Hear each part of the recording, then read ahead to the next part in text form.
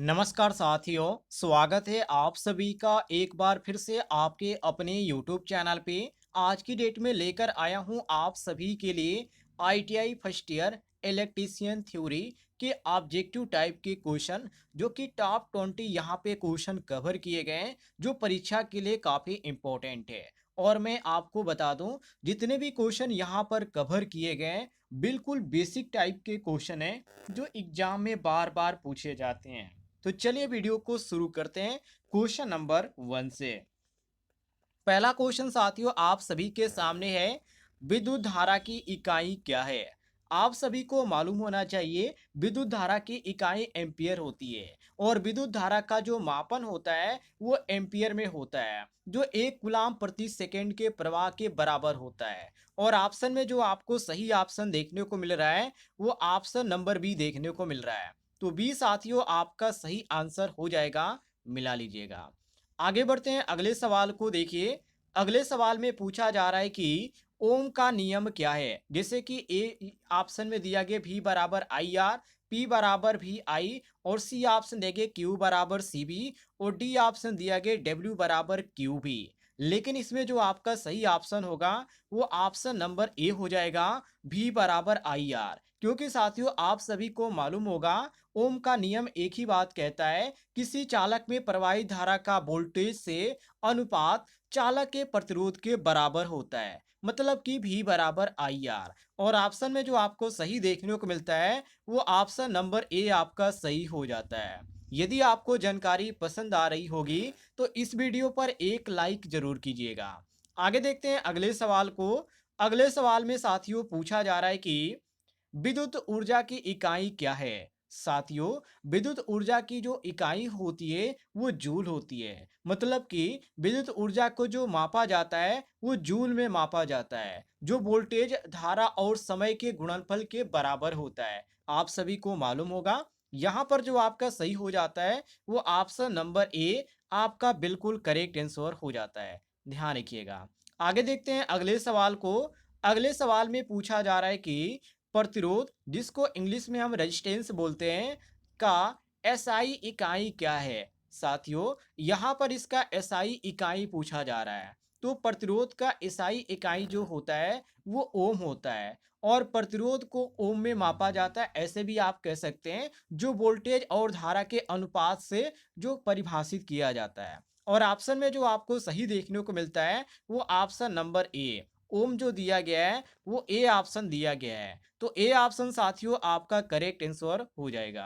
आगे बढ़ते हैं अगले सवाल को देखिए। अगले सवाल में पूछा जा रहा है कि श्रृंखला परिपथ अर्थात सीरीज सर्किट में प्रतिरोध कैसे जुड़े होते हैं। कैसे जुड़े होते का मतलब ये पूछा जा रहा है कि वो सीधे जुड़े होते हैं, या पैरेलल में जुड़े होते हैं, या उल्टे जुड़े होते हैं, या किस तरह जुड़े होते हैं। क्वेश्चन में पूछने का ये मतलब है। तो साथियों ये सीधे तौर पे जुड़े होते हैं, मतलब कि श्रृंखला परिपथ में जो प्रतिरोध होता है वो उसका जो कुल प्रतिरोध होता है उसका जो मान होता है वो सभी प्रतिरोधों के योग के क्या होता है, बराबर होता है। और साथियों इसमें जो आपको सही ऑप्शन देखने को मिलता है वो ऑप्शन नंबर ए देखने को मिलता है, सीधे जोड़ दिए जाते हैं। ऑप्शन नंबर ए आपका बिल्कुल करेक्ट आंसर हो जाएगा। ये साथियों आपका सही हो जाएगा, मिला लीजिएगा।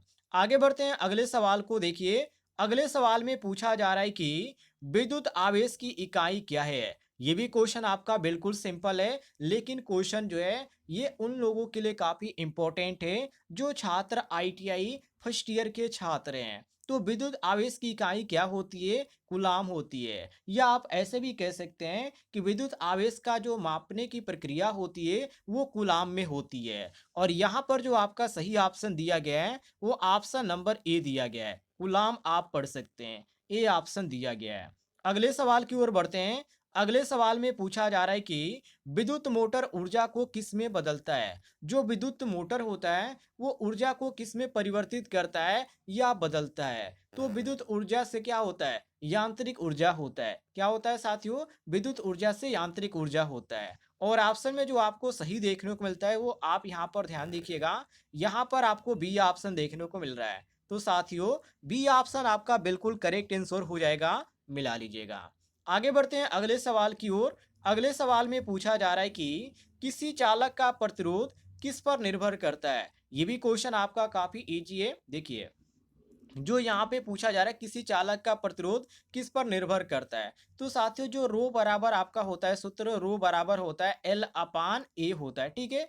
तो यहाँ पर जो आपका रो होता है ये चालक होता है, और ये जो निर्भर करता है ये सामग्री का प्रतिरोधक गुणांक पर, और यहाँ पर जो आपका दिया गया ऑप्शन में जैसे कि दिया गया लंबाई पर, क्षेत्रफल पर और चालक की सामग्री पर, तो ये तीनों ऑप्शन जो दिए गए बिल्कुल सही है। इसलिए हम यहाँ पे डी ऑप्शन मारेंगे। उपयुक्त जो सभी ऑप्शन दिए गए हैं ये बिल्कुल हमारा सही हो जाता है, क्योंकि साथियों जो रो होता है वो चालक होता है, और एल जो होता है साथियों वो लंबाई होता है, और ए जो होता है एरिया होता है वो क्षेत्रफल होता है। तो सूत्र के अनुसार भी आप पकड़ सकते हैं रो बराबर एल अपान ए से। तो ये आपका सही हो जाता है ऑप्शन नंबर डी, बिल्कुल करेक्ट आंसर, उपयुक्त सभी। आगे बढ़ते हैं अगले सवाल की ओर। अगले सवाल में साथियों पूछा जा रहा है कि वोल्टेज के बिना विद्युत धारा हो सकती है। मतलब कि वोल्टेज के द्वारा या वोल्टेज के बिना विद्युत धारा हो सकती है या नहीं, केवल आपको हाँ और ना में जवाब देना है। तो हम कह सकते हैं नहीं हो सकती है। नहीं क्यों हो सकती है? देखिए, वोल्टेज के बिना जो होता है विद्युत धारा प्रवाहित नहीं हो सकता है, क्योंकि साथियों वोल्टेज ही जो होता है वो धारा को प्रवाहित करने का बल होता है, जिसके कारण जो धारा होती है वो प्रवाहित होती है। तो बिना वोल्टेज के धारा प्रवाहित नहीं हो सकती है, ये ध्यान रखिएगा। इसलिए हम यहाँ पे कहेंगे यहाँ पर नहीं होगा। बी ऑप्शन आपका बिल्कुल करेक्ट आंसर हो जाता है। अगले सवाल की ओर बढ़ते हैं। अगला सवाल आप सभी के सामने है। धारा का मापन करने के लिए कौन सा यंत्र उपयोग किया जाता है? मतलब कि धारा को मापने के लिए हम किस यंत्र का उपयोग करते हैं? तो साथियों इसमें एक ही यंत्र होता है जिसको बोला जाता है एमीटर। क्या बोला जाता है? एमीटर बोला जाता है, जिसके द्वारा हम क्या करते हैं? धारा को मापते हैं। सी ऑप्शन साथियों आपका करेक्ट आंसर हो जाएगा, मिला लीजिएगा। आगे बढ़ते हैं अगले सवाल की ओर। अगले सवाल में पूछा जा रहा है कि वोल्ट मीटर को सर्किट में कैसे जोड़ा जाता है? मतलब कि सीरीज में जोड़ा जाता है या समांतर क्रम में जोड़ा जाता है? तो ध्यान रखिएगा, हमेशा इसको किस क्रम में जोड़ा जाता है? समांतर क्रम में जोड़ा जाता है वोल्ट मीटर को। ध्यान रखिएगा, वोल्ट मीटर को हमेशा किस में जोड़ा जाता है? समांतर क्रम में जोड़ा जाता है, जो कि ऑप्शन में आपको जो दिया गया है वो बी ऑप्शन देखने को मिलता है, करेक्ट आंसर। आगे देखते हैं अगले सवाल को। अगले सवाल में पूछा जा रहा है कि शुद्ध प्रतिरोध अधिकतम कब होगा? मतलब कि श्रृंखला परिपथ में होगा या समांतर परिपथ में होगा? तो जब शुद्ध प्रतिरोध की बात की जाती है तो हमेशा ध्यान रखिएगा सीरीज प्रतिरोध में ही होगा, मतलब कि श्रृंखला प्रतिरोध में ही होगा। और श्रृंखला जो दिया गया है वो ऑप्शन में आपको ए ऑप्शन देखने को मिलता है। तो ए साथियों आपका सही हो जाएगा, मिला लीजिएगा। आगे बढ़ते हैं अगले सवाल को। देखिए, अगले सवाल में पूछा जा रहा है कि धारा का एसआई इकाई कौन सा होता है? जैसे कि एम्पियर या वोल्ट या ओम। तो ये भी काफी इजी है। धारा का जो एसआई इकाई होता है वो एम्पियर होता है, और ऑप्शन में जो एम्पियर आपको देखने को मिल रहा है वो ऑप्शन नंबर ए देखने को मिल रहा है। तो ए साथियों आपका बिल्कुल सही हो जाएगा। अगले क्वेश्चन की ओर बढ़ते हैं। अगला क्वेश्चन में यहाँ पे पूछा जा रहा है कि सामान्य घरेलू बिजली आपूर्ति में वोल्टेज कितनी होती है? जो यहाँ पे घरेलू बिजली की आपूर्ति होती है वो कितने वोल्टेज की होती है ये पूछा जा रहा है। तो 220 वोल्ट होती है। कितना होता है साथियों? 220 वोल्ट होता है, जो कि ऑप्शन में आपको यहाँ पर आपको बी ऑप्शन देखने को मिलता है, 220 वोल्ट दिया गया है। कंफर्म हो गया। यदि साथियों आपको जानकारी पसंद आ रही होगी तो इस वीडियो पर एक लाइक कीजिएगा, और ऐसे क्वेश्चन आप डेली पढ़ना चाहते हैं तो इस वीडियो के नीचे आपको एक बटन दिख रहा होगा सब्सक्राइब वाला, उसे जरूर दबाइएगा। अगले सवाल की ओर बढ़ते हैं। अगले सवाल में पूछा जा रहा है कि एक वोल्ट बराबर होता है साथियों, एक वोल्ट बराबर होता है एक जूल, एक गुलाम। और ऑप्शन में जो आपका सही दिया गया है वो ऑप्शन में देख सकते हैं, सी ऑप्शन दिया गया है। यहाँ पर जो सॉरी यहाँ पे बी ऑप्शन दिया गया है, यहाँ पे बी दिया गया है, ध्यान रखिएगा। एक जूल एक गुलाम, यहाँ पर बी ऑप्शन दिया गया, नीचे यहाँ पे आपका गलत दिया गया है। ये आपका बी ऑप्शन सही हो जाता है, मिला लीजिएगा।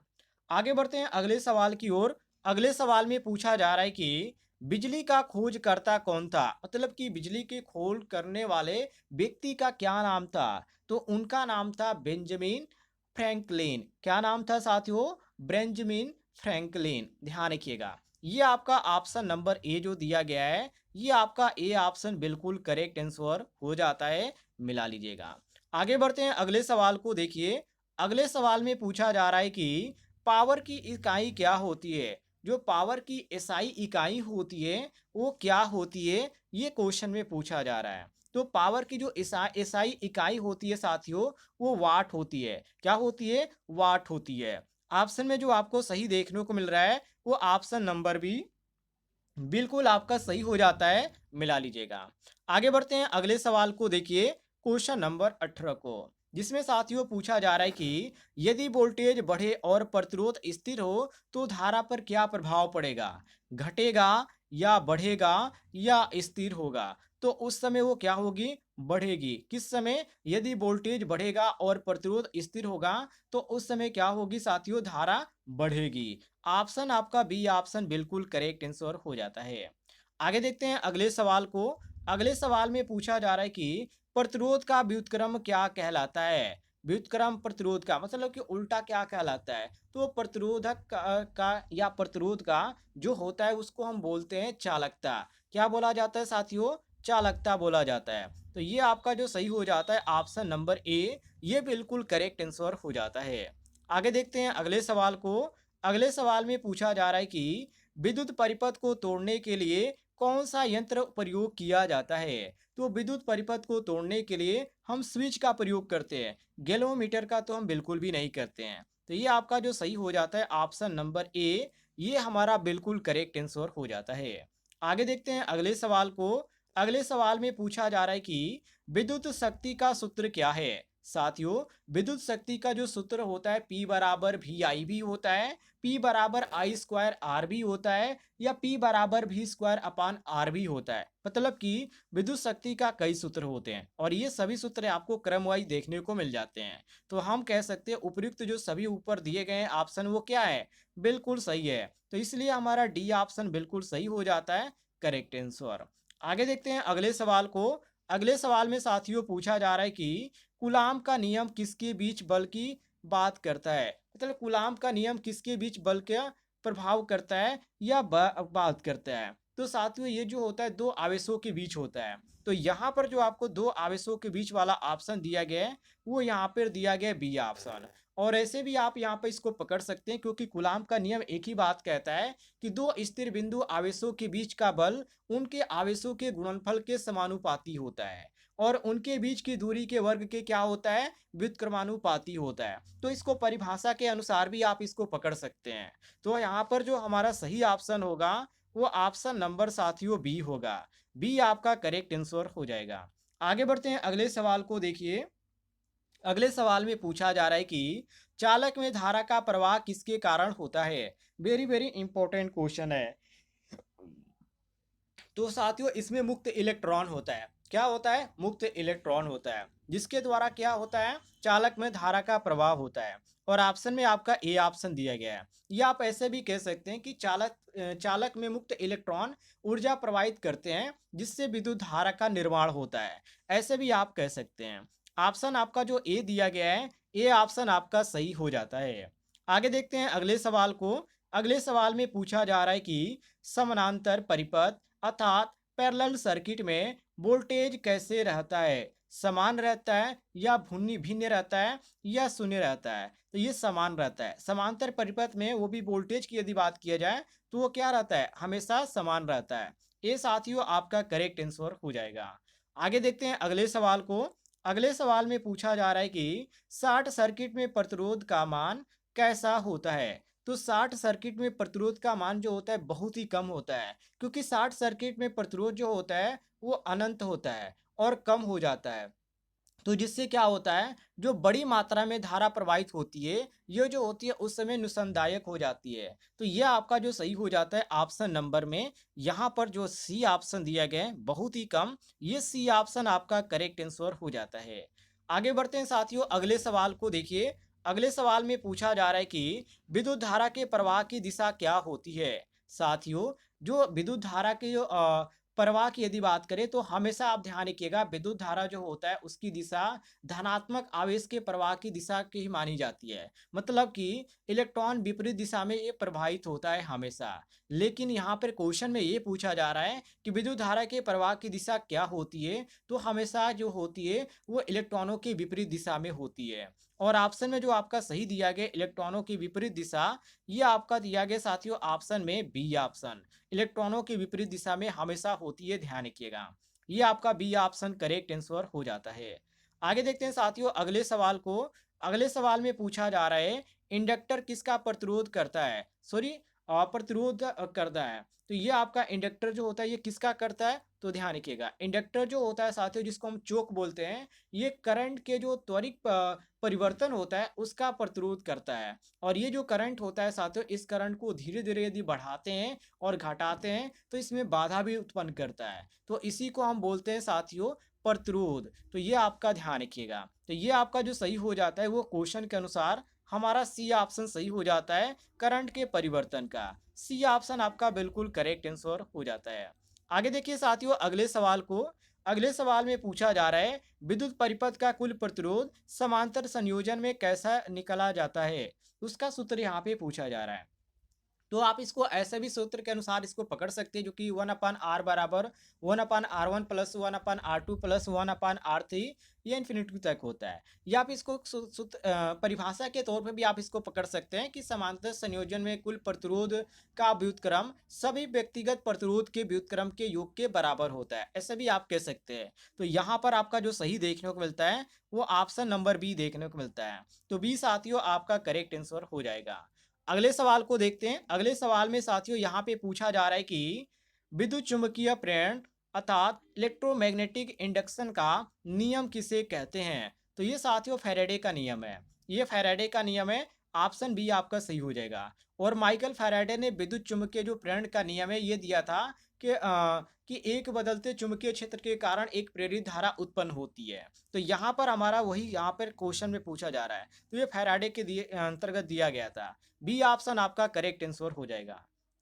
अगला सवाल है साथियों वोल्टेज स्रोत का आंतरिक प्रतिरोध कैसा होता है, साथियों बहुत ही कम होता है। मतलब कि एक आदर्श वोल्टेज स्रोत का आंतरिक जो प्रतिरोध होता है वो शून्य होता है, लेकिन व्यवहारिक स्रोत में ये जो होता है वो बहुत ही कम हो जाता है। तो यहाँ पर जो हमारा सही होगा वो ऑप्शन नंबर बी हो जाएगा। जब यहाँ पर व्यवहारिक की बात किया जाता है तो ये क्या हो जाता है, बहुत ही कम हो जाता है, ध्यान रखिएगा। और जब आंतरिक की बात किया जाता है तो साथियों ये जो प्रतिरोध होता है वो शून्य हो जाता है, या आप कह सकते हैं बहुत ही कम हो जाता है जो कि शून्य के बराबर माना जाता है। तो हम यहाँ पर मारेंगे ऑप्शन नंबर बी, बिल्कुल करेक्ट आंसर। यदि आपको जानकारी पसंद आई होगी तो वीडियो पर लाइक कीजिएगा, और इस वीडियो के नीचे आपको एक बटन दिख रहा होगा सब्सक्राइब वाला, उसे जरूर दबाइएगा।